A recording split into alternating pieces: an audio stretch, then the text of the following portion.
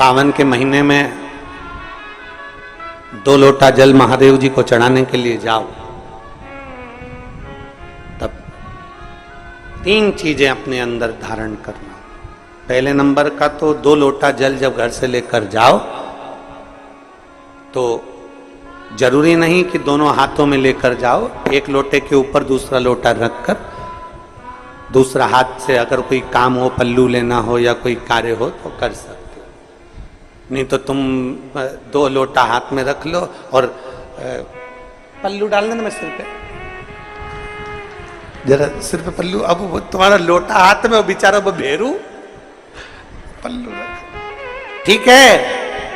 थोड़ा और खींचो ये बाजू का, तो पल्लू वो भेरू ने और खींचा है,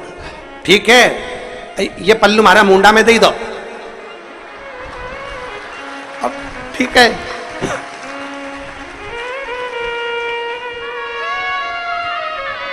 और थोड़ी दूर चली और याद आ गया, ओ बाप, इतने में भेरू ने कहा क्या हो गया, क्या हुआ? वो हमारे फूल माला की पन्नी तो ही रह गई, जरा उठाओ उठाओ जरा, ये ले, कमर में खोसी दो, कमर में खोसे दो, कमर में पन्नी।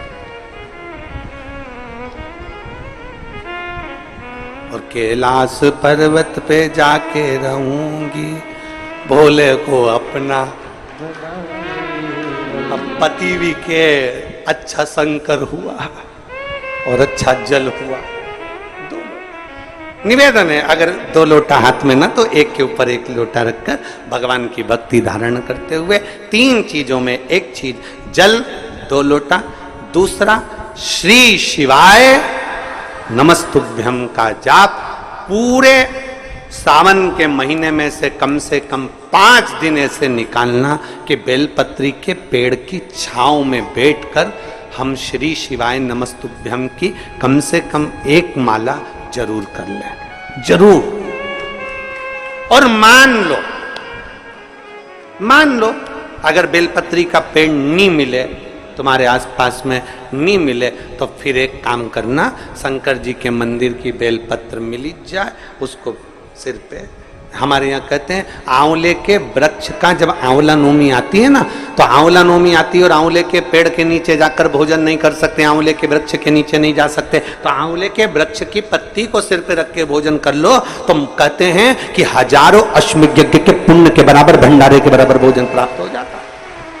आंवले के वृक्ष की पत्ती, तो वो बेलपत्र भी मस्तक पर बाबा को प्रणाम कर कर फिर वही बेलपत्र का आनंद करते हुए भाव से उस बेलपत्र को मात्र शीश से लगाई लिया ना, मस्तक पर चढ़ाई लिया ना, तो भी भगवान की अविरल भक्ति प्राप्त हो सकती, अविरल। और मान लो बेलपत्र भी ना मिले तो बेलपत्री के वृक्ष की थोड़ी सी मिट्टी अपने मस्तिष्क पर लगाकर मस्तक पर चढ़ाकर भी हम जाप कर सकते हैं। बेलपत्र के वृक्ष की मिट्टी का भी चंदन हम लगा सकते, चंदन। हमने एक बार पहले